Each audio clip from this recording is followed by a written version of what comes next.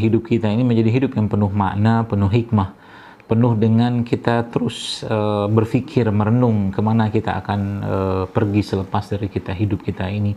Dan mudah-mudahan alhamdulillah ada sebuah kata yang memiliki kekuatan yang luar biasa yang membuat kita terus semangat untuk meningkatkan ketakwaan dan memohon ampun kepada Allah atas begitu banyaknya kesalahan, dosa, maksiat yang kita lakukan.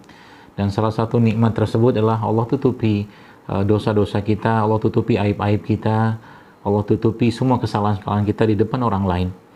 Maka setiap hari dan setiap waktu dalam kehidupan kita adalah bentuk-bentuk kita berbakti, mengabdi kepada Allah. Karena kalaulah seandainya hidup kita ini dijadikan waktu untuk terus beribadah kepada Allah, maka niscaya tetap akan ada peluang kita melakukan kesalahan, dosa, dan itu menjadi sunnatullahnya manusia. Mudah-mudahan di hari ini, di majelis yang Allah mudah-mudahan muliakan dan berkahi ini, Allah terus tambahkan nikmat semangat kita untuk mengejarnya. Bukan mengejar dunia, tapi mengejar kehidupan yang kekal abadi nanti di surga bersama orang-orang yang soleh. Dan pastinya kita tidak lupa mengucapkan salawat dan taslim yang terbaik kepada manusia yang semua urusan atau semua panutan dalam kehidupan manusia, baik sebagai seorang pemimpin negara, baik sebagai seorang ekonom, baik sebagai seorang panglima perang, sebagai seorang ayah, sebagai seorang menantu, sebagai seorang mertua, sebagai seorang sahabat, sebagai seorang anak, dan semua yang ada pada sosok beliau disempurnakan oleh Allah menjadi sosok yang sempurna dari sisi apapun, ya. Maka salawat dan taslim ya kita panjatkan kepada Nabiullah Muhammad SAW. Semoga apa yang kita sampaikan hari ini pun tidak lain dan tidak bukan bagian dari kita menyebarluaskan syiar sunnah dari baginda Nabi SAW. Baik, Bapak sekalian, dan terima kasih moderator atas waktunya hari ini, dan mudah-mudahan apa yang akan disampaikan ini menjadi kebaikan dan keberkahan buat kita semua. Dan juga saya tadi sempat ngelihat pagi-pagi, mungkin nggak semua, tapi saya lihat materi dari Dr. Maiti tadi pada di awal ya, kemudian Dr. Ustadz Umar Mita, dan kemudian Bu Hesti, Masya Allah, tidak semua, cuma saya sepenggal-penggal karena lagi dalam kendaraan. Masya Allah, mudah-mudahan materi saya ini melengkapi saja dan menjadi akhir ya dari proses penanaman akidah, dari proses penanaman atau mungkin hal-hal yang berhubungan dengan bagaimana menjaga kehamilan atau mungkin memperoleh keturunan yang disampaikan oleh 3 pembicara tadi. Bapak Ibu sekalian yang saya hormati, bicara tentang promil ya, maka sebenarnya saya sendiri sudah lama nulis tentang promil ini waktu di zaman Twitter ya. Di zaman Twitter itu sudah pernah menulis tentang promil ya. Saat itu Masya Allah zaman-zaman ya mungkin 5-6 tahun yang lalu lah ya, kalau nggak salah itu saya masih main Twitter. Itu hashtag pun saya masih ingat saat itu. Dan ternyata itu sebuah kabar gembira sebenarnya. Jadi kalau kita bicara promil, kita berbicara tentang bagaimana memperoleh keturunan ya, pastinya kita tidak akan lepas dari Al-Quran ya. Pastinya kita tidak akan lepas dari petunjuk baginda Nabi SAW dan kisah-kisah para salafus soleh. Maka kalau kita membahas itu semua secara komprehensif ya, dan digabungkan dengan keilmuan yang ada, maka sebenarnya mudah. Saya mengatakan kenapa mudah, karena subhanallah, orang-orang yang mengikuti promil-promil di JSR atau mungkin di akun saya itu tidak ada waktu sampai setahun ya, seingat saya. Yang saya dapatkan testimoni sih, itu nggak sampai 1 tahun ya. Ada yang 3 bulan, ada yang 6 bulan ya. Saya nggak tahu tadi apakah sempat ada testimoni dari mereka tadi. Kalau ada alhamdulillah ya, tapi kalau tidak ada mungkin Bapak Ibu sekalian, khususnya Ibu-ibu, bisa membaca itu di beberapa postingan-postingan yang saya share atau mungkin di akun-akun yang mensupport saya.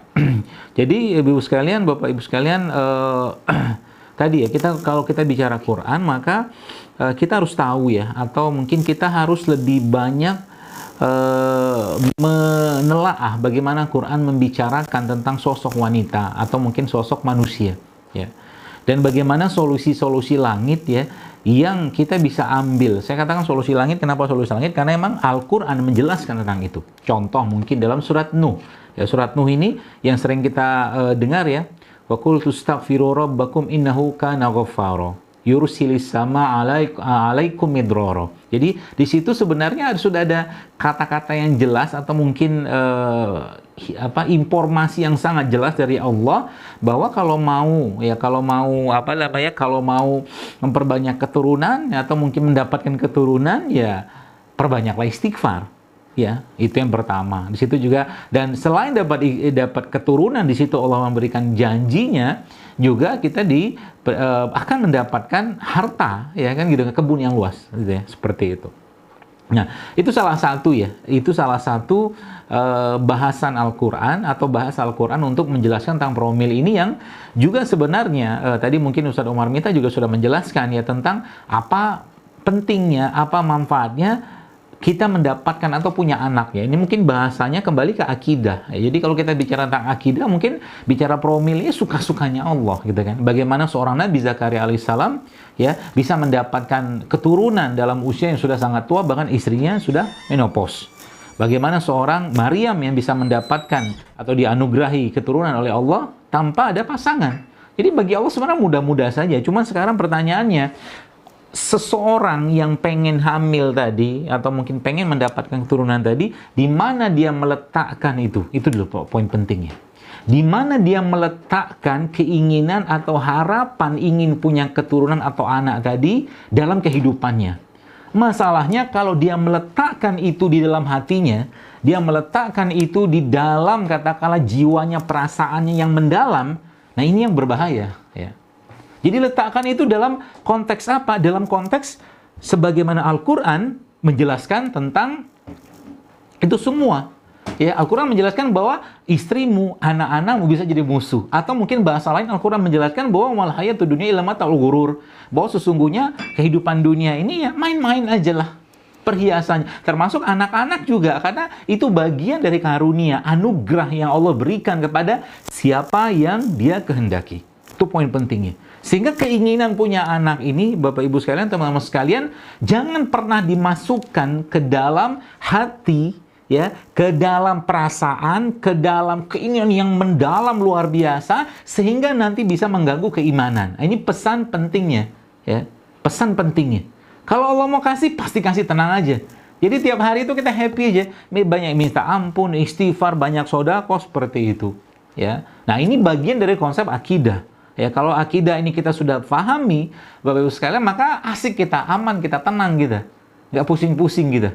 Ya, sehingga ada waktunya sudah memang Allah merasa ini saatnya hambaku dikasih, kasih aja dengan sangat mudah. Bahkan mungkin sekedar minum madu, tapi hatinya sudah lebih terpaut dengan Allah, hatinya justru lebih terpaut dengan amal ibadahnya, zikirnya, sholatnya, puasanya, sodakohnya, sholat malamnya, semua diperbanyak. Tapi bukan cuma sekedar untuk mendapatkan anak. Terlalu kecil kalau cuma sekedar ibadah-ibadah itu dikerjakan untuk mendapatkan atau memperoleh anak saja. Boleh nggak minta sama Allah dengan doa? Boleh, tidak masalah. Silakan saja dengan doa. Kita mungkin sodako, ya Allah mudahkan dengan sodako ini menjadi wasilahku untuk bisa punya anak. Boleh, tapi terlalu kecil permintaan itu kalau cuma bicara tentang keinginan punya anak. Gitu ya. Nah, ini hal seperti inilah yang harus ada dalam benak kita sehingga kita buang semua perasaan-perasaan yang hubungannya sama duniawi dulu. Ya, kita letakkan itu di mana? Di tangan sajalah. Ya, kita letakkan itu bukan di hati kita. Sehingga nanti apa? Kalaupun nanti Allah kasih, kita udah anteng, maksudnya nggak terlalu hebohnya luar biasa. Sebab apa? Nanti masalahnya misalkan 12 tahun nggak punya anak. Subhanallah, ya. Tiba-tiba Allah ambil anak itu, ya. Allah lebih sayang dia. Lalu si ibu dan orang tua atau mungkin si bapak ibu anak ini akhirnya gara-gara Allah ambil itu dan kecintaan mereka yang luar biasa kepada Allah Azza wa Jalla atau kepada anak tadi, itu membuat mereka akhirnya depresi. Membuat mereka akhirnya apa? macam-macam lah hal-hal yang berhubungan dengan baperan segala macam. Jangan Bapak sekalian. Ya, sebagaimana kisah Nabi Ibrahim, ya, Masya Allah, kita bisa belajar dari situ. Ya, jadi rahasia promil itu letak sebenarnya dasar utamanya adalah bagaimana kita meletakkan keinginan kita memiliki anak atau mungkin mendapatkan keturunan tadi di dalam katakanlah bingkai kehidupan kita atau dalam diri kita. Apakah kita meletakkannya dalam hati atau kita meletakkan dalam tangan saja? Karena toh tadi Ustadz Umar Mita juga menjelaskan, toh peluang untuk mendapatkan anak itu atau mengerjakan kebajikan dalam rumah tangga itu sangat banyak, bukan hanya punya keturunan. Gitu loh. Jadi kalau itu kita pahami dan kita lepaskan, kalau mungkin bahasa let it go gitu kan, buang dulu perasaan itu yang terlalu kuat terhadap itu, Bapak Ibu sekalian, maka insya Allah tenang aja.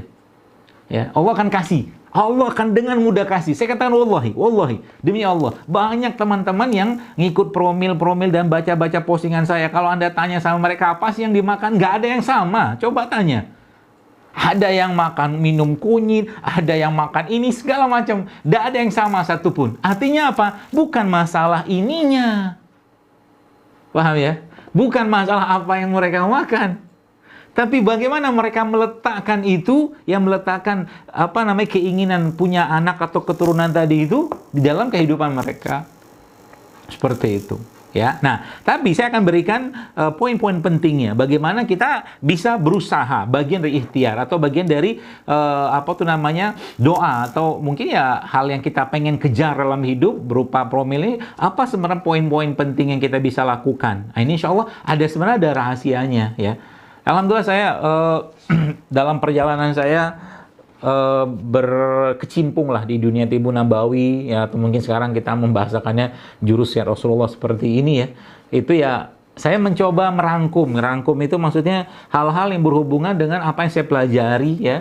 Kemudian di dunia kedokteran, kemudian saya mencoba menghubungkan lagi dengan apa yang saya pelajari di dunia non kedokteran gitu kan, dunia katakanlah tradisional lah misalkan seperti itu yang kalau boleh disebut, bukan kalau katakanlah di dunia sana sebutnya non tradisional seperti itu ya. Dan ternyata hasilnya tuh Masya Allah sekalian. Ya, nah lagi-lagi konsepnya adalah apa yang Allah jelaskan dalam Al-Quran. Pertama, ya saya mau nggak pakai slide karena kalau pakai slide nanti panjang. Ya saya kasih poin-poinnya aja. Yang pertama adalah di surat Al-Baqarah ayat 223 Allah katakan bahwa istrimu adalah ladang bagimu. Itu poin pentingnya. Oke ya. Al-Baqarah ayat 223. Allah menjelaskan di situ bahwa istrimu adalah ladang lempatmu bercocok tanam, bisa kamu datangi kapan saja kata Allah. Itu yang pertama. Yang kedua, dalam surat Al-Mu'minun Bapak Ibu sekalian, ya. Allah katakan di situ walaqad khalaqnal insana min sulalatin min tin, dan kami ciptakan manusia dari tanah. Jadi ada dua kata itu, ada ladang, ada tanah. Jadi manusia itu konsistensinya ya tanah gitu kan, dan istri itu ibarat ladang, tempat bercocok tanam suaminya. Nah, dua pesan ini Bapak Ibu sekalian, teman-teman sekalian, ya kita bisa rangkum nanti, kita bisa ramu, kita bisa kawinkan. Ya, kita bisa kawinkan dengan sebenarnya bagaimana sih cara promil katakanlah sesuai dengan kaidah Islam yang diajarkan oleh Allah Subhanahu wa taala dan dicontohkan katakanlah atau mungkin disunahkan oleh Nabi sallallahu alaihi wasallam ya. Dan ternyata itu simpel sekali. Kalau kita bicara ladang ya, kalau kita bicara ladang dan tanah, ya ladang itu kan tanah gitu kan. Maka Anda bayangkan ada tanah seperti ini, kemudian ada bibit yang mau ditanam ya. Ada bibit yang mau ditanam. Jadi bibit yang mau ditanam ini tidak akan bisa ditanam di suatu ladang atau lahan. Jadi kalau lahannya nggak siap, gitu. Yang pertama. Yang kedua, bibitnya pun kalau bibitnya nggak bagus nggak bisa tumbuh di sini, gitu ya. Jadi baik itu bibitnya, baik itu baik itu bibit, baik itu ladangnya, dan yang menanamnya. Yang menanamnya katakanlah si pemilik ladang ini orangnya marah-marah terus gitu kan. Yang nanam bibit ini juga waktu nanam ngomel-ngomel terus, nggak bakal tumbuh itu tanaman. Ya. Maka kenapa istighfar itu menjadi sesuatu yang sangat disunahkan atau mungkin sangat diperintahkan, karena untuk meredam emosi. Meredam perasaan-perasaan yang tidak baik dalam tubuh seseorang atau jiwa seseorang. Ya, nah itu pertama, itu dasarnya. Nah, lalu Bapak sekalian, Kalau kita bicara ladang, ya, kalau kita bicara tanah tadi, maka tanah itu dalam tubuh manusia, sebenarnya dia bisa dikatakan lambang, perwakilan organnya adalah lambung atau perut lah, atau pencernaan kita. Ya, jadi ladang itu pencernaan atau perut kita, gitu loh, atau lambung kita lah, karena seperti itu. Ya. Nah, maka subhanallah ya, jadi kalau kita bicara tentang bagaimana membersihkan ladang, sebagaimana lahan yang kita mau tanam, kita harus gemburkan dulu, kasih pupuk dulu, maka konsep pertama yang yang biasa saya sampaikan kepada mereka, kalau Anda mau nanam bibitnya tadi, ke lahan tadi, maka yang harus Anda kerjakan, ini dipuasakan, atau ini dibersihkan dengan puasa. Ya, dan ternyata based on research, ya, jadi berdasarkan riset, Anda tinggal baca aja bagaimana efek puasa terhadap fertilitas atau terhadap kesuburan seseorang itu ternyata meningkatnya luar biasa. Ya, maka kata kuncinya apa dalam keadaan puasa itu sebenarnya, Bapak Ibu sekalian, itu saat yang mungkin kalau bahasa clearing atau pembersihan lahan itu di situ letaknya sebenarnya. Baik itu si suaminya atau mungkin istrinya atau suaminya, sama-sama. Dan yang terjadi ketika orang berpuasa, apa yang terjadi Bapak Ibu sekalian? Yang terjadi adalah jiwanya tenang. Orang puasa nggak mungkin mau ngumpat-ngumpat. Orang puasa ya jelas nggak bisa makan, dan nggak bisa makan pada waktu tertentu, dan tidak makan itu adalah cara tubuh untuk membersihkan sel-sel yang sudah rusak. Pernah mungkin mendengar kalimat atau kata autofagi, ya? Autofagi itu adalah tubuh kita bisa memakan sel-sel yang rusak. Catatannya apa? Kalau kita lapar, kalau kita puasa, itu tidak akan bisa terjadi kalau tubuh dalam kondisi perutnya kekenyangan. Gitu loh. Seperti itu, ya. Jadi Bapak sekalian, konsep pertama tadi bersihkan. Jadi dasar pertama bersihkan dengan cara puasa. Puasa dari apa? Ya jelas kita puasa tidak makan, tapi juga yang harus Anda pahami, Anda atau kita juga harus puasa dari yang haram. Jadi maksudnya coba dicek mungkin dalam apa yang dimakan oleh suami atau istri itu tadi, ya, atau si pasutri tadi, kira-kira itu adakah sumber makanan atau yang mereka masukkan ke dalam mulut mereka itu yang tidak halal. Kalau tidak halal, pasti akan muncul masalah. Ya, itu yang pertama. Lalu yang kedua, puasa dari yang tidak baik. Jadi kalau kita bicara bersih-bersih itu jelas-jelas lah. Kalau Anda mau bersih badannya, bersih pencernaan atau land clearing atau mungkin usus kita tadi, ya Anda juga atau kita juga harus mempuasakan diri kita untuk tidak mengkonsumsi yang tidak baik, yang tidak toib seperti itu. Gimana mau cerita kita bisa, ini bicara ikhtiar ya, kita bicara tentang teori-teori dulu ya. Meskipun sebenarnya ya, berarti kalau ada orang, ternyata ada tuh orang yang makan yang tidak sehat lah gitu ya. Ternyata bisa juga dia hamil, ya itu kembali suka-sukanya Allah. Kita bicara tentang bagaimana memantaskan diri dulu. Ya. Kenapa? Karena Allah lebih tahu ya apa kebutuhan kita, itu pesan pentingnya. Ya. Dan kita pun memantaskan diri untuk itu. Ya, jadi puasa dari yang tidak baik. Ya. Tiap hari yang dimakan bakso, mie ayam, makanan olahan. Yang saya lihat ada chatnya terakhir bahas bakso, mie ayam. Yang diingat makanan mulu ya. Baik. Jadi puasa dari makanan-makanan yang tidak baik. Ya. Dan problem di wanita itu, Bapak-Ibu sekalian, ya. Kalau khususnya wanita ya. Mereka tuh kan karena kecenderungan mereka manusia hormon. Perempuan tuh manusia secara manusia hormon. Kita ini masuk makhluk emosi gitu kan. Dan wanita kecenderungannya memang mereka lebih banyak dominasi emosi ya, perasaan mereka daripada logika mereka. Nah, banyak masalah yang terjadi Bapak Ibu sekalian ya, itu ternyata diakibatkan oleh karena ketakseimbangan di pencernaan mereka gara-gara makanan-makanan yang menyebabkan salah satunya atau sindromnya namanya leaky gut. Mungkin pernah dengar leaky gut, ususnya bocor. Ya. Dan leaky gut ini sebenarnya faktor dominasinya atau faktor penyebab utamanya paling banyak itu tepung-tepungan, tepung-tepungan. Yang pertama, yang kedua ya gula pasir, ya. Kemudian makanan-makanan yang yang potensinya mengandung hormon-hormon tertentu, ya.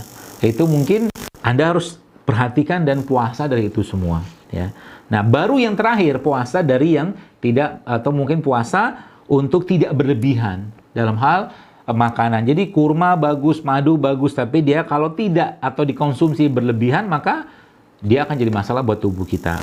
Ya, jadi itu yang ketiga. Kemudian land clearing, bersih-bersih yang selanjutnya yang Anda bisa lakukan itu adalah dengan cara berbekam. Maka ada urutannya, kan pernah saya bilang 13, 14, 15 pada tanggal setiap bulan. Sudah Rasulullah SAW jelaskan kepada kita semua. Dan 13 itu kita disunahkan berpuasa, 14 berpuasa, 15 berpuasa, ya.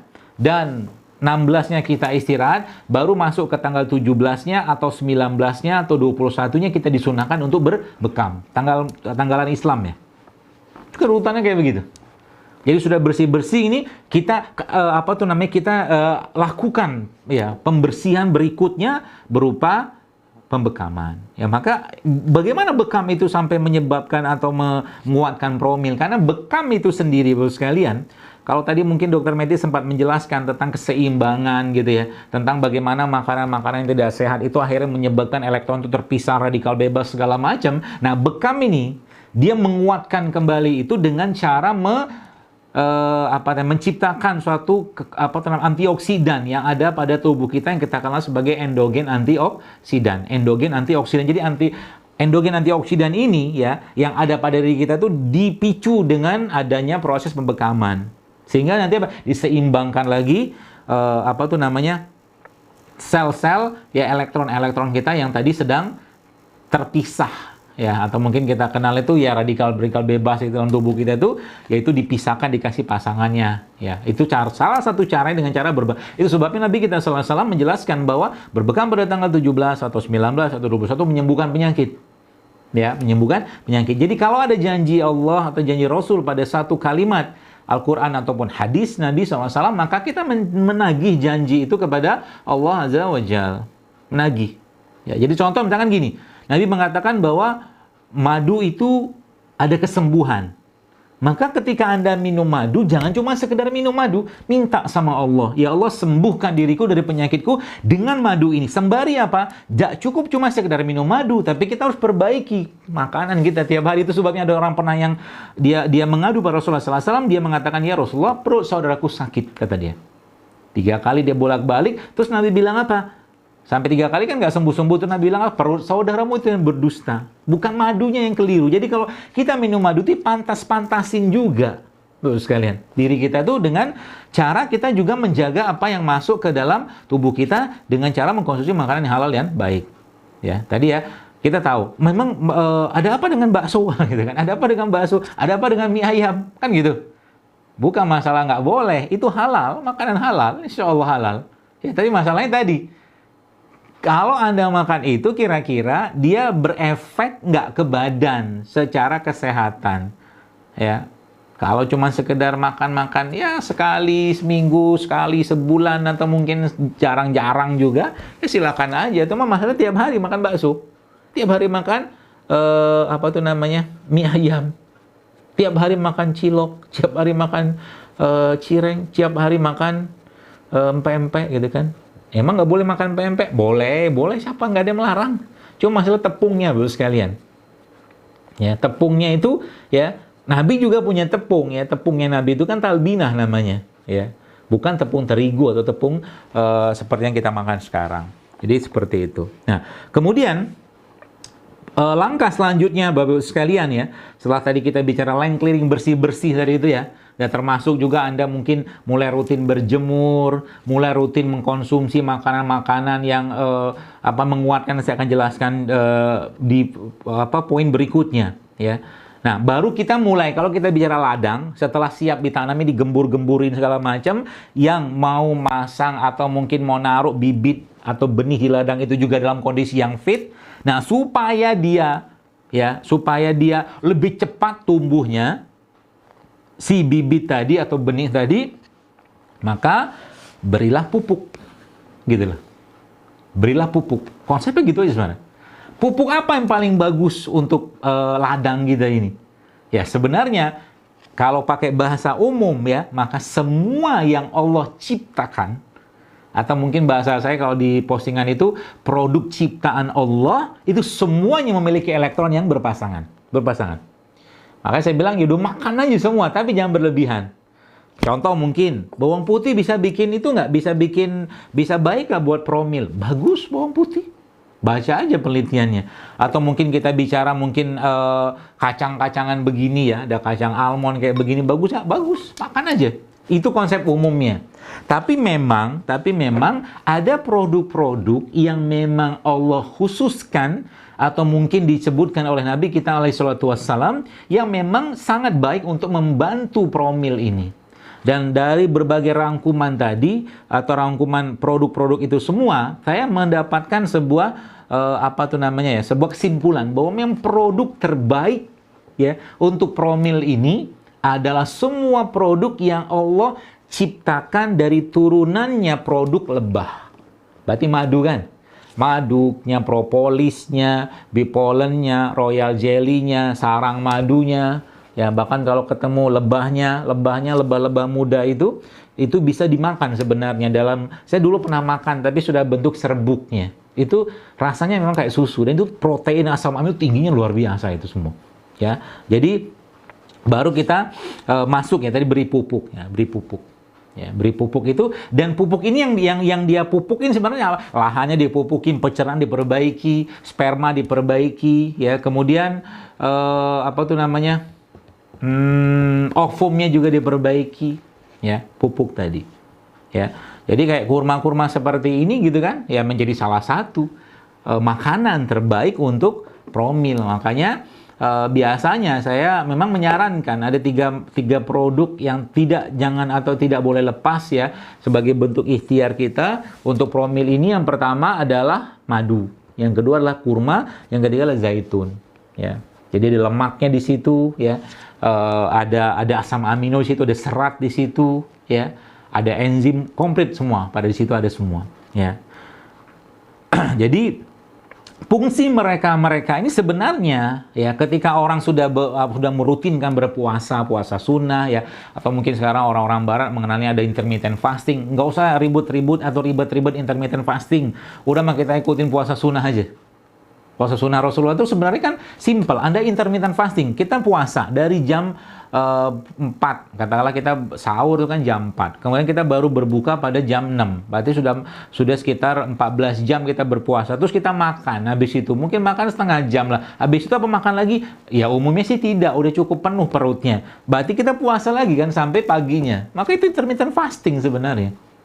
Tidurnya kita itu kan sudah intermittent fasting. Maka dalam Islam, orang yang sukses itu bukan orang yang sedikit tidurnya. Orang yang sukses itu adalah orang yang mengikuti tidurnya Nabi kita alaihi salatu wassalam. Dan termasuk dalam proses promil ini pun sama. Ya.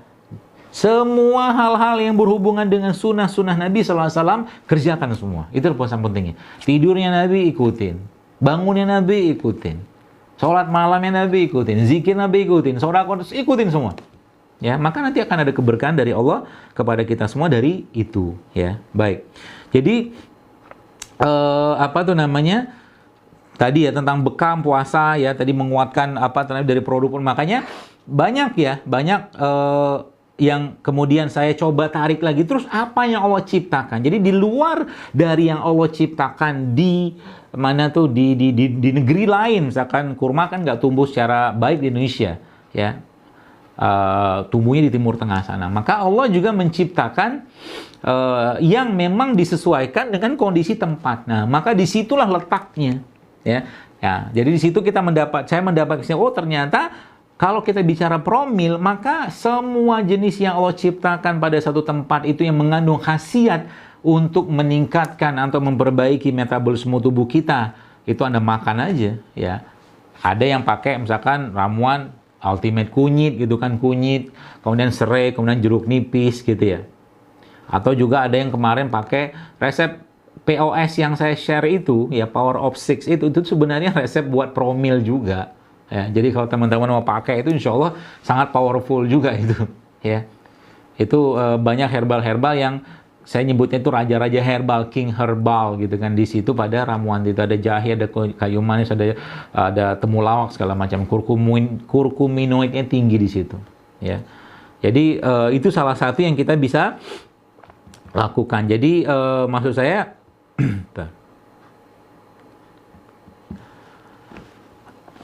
jadi apa yang Allah ciptakan di negeri kita ini menjadi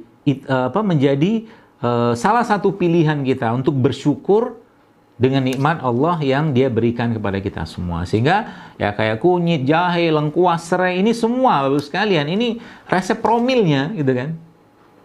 Ya, resep promil. Jadi kalau ada yang tanya nanti kunyit bikin kering, ya kalau kunyit bikin kering ya ibu bapak kita dari zaman dulu mungkin nggak banyak anak kayak kita zaman sekarang. Ya. Kayak zaman sekarang kan nggak banyak anak kayak zaman saya lah gitu kan. Ibu, bapak-bapak kita tuh anaknya ada 5, 7 gitu kan, Masya Allah. Coba aja tanya apa yang mereka makan. Ya, saya sangat yakin mereka tidak akan menjawab, wah tiap hari kami makan sosis, tiap hari makan nugget, tiap hari makan pizza, tiap hari makan apalah segala macam yang era-era zaman sekarang makanan olahan itu. Bahkan subhanallah kemarin saya lihat ada satu diskusi dokter-dokter di Amerika itu, mereka membahas tentang bagaimana produk fast food ya, dan produk-produk dairy ya, produk-produk dairy itu berasaskan dari susu sapi peternakan itu ternyata mempengaruhi keseimbangan hormon pada tubuh manusia.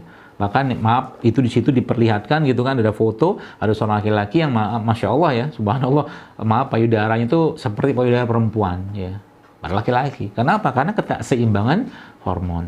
Jadi subhanallah begitu. Jadi Bapak sekalian,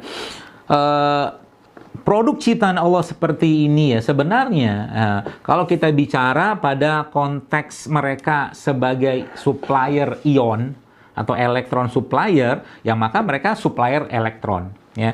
Tapi ya mereka juga sebenarnya makanan-makanan bagi bakteri-bakteri yang ada pada pencernaan kita. Jadi kalau dibilang cara menjaga bakteri dan menjaga keseimbangan mereka itu ya makan apa yang Allah ciptakan tadi, terutama makanan-makanan yang tidak banyak pengolahan. Ya, jadi seperti itu. Nah, jadi dari dari 3 ya, dari mungkin beberapa hal yang saya sampaikan ini, mungkin saya coba ambil kesimpulan biar nanti teman-teman bisa memudahkan Anda untuk katakanlah berikhtiar. Tapi lagi-lagi saya sampaikan, jangan jadikan ini sebagai tujuan yang sangat-sangat mendominasi jiwa, nanti bahaya, malah nanti bisa terganggu jin nanti ya, sebagaimana kemarin ada saya cerita tentang batu yang dulu sempat populer di Indonesia. Jadi 4 konsep promil ini saya coba ringkas ya, atau mungkin saya coba rangkum saja. Yang pertama ya, bersihkan hati, kuatkan akidah ya. Dan pahamilah bahwa anak itu adalah amanah, ya, anak adalah aset kita, titipan dari Allah, dan pernikahan itu adalah ladang pahala yang tidak putus ya. Jadi Allah lebih tahu mana yang terbaik untuk kita. Allah lebih tahu. Kalau dikasih anak, alhamdulillah, senyum aja gitu. Nggak dikasih anak, alhamdulillah juga, selesai. Nah, kalau memang sudah kayak begitu, kita udah let it go, aman kita.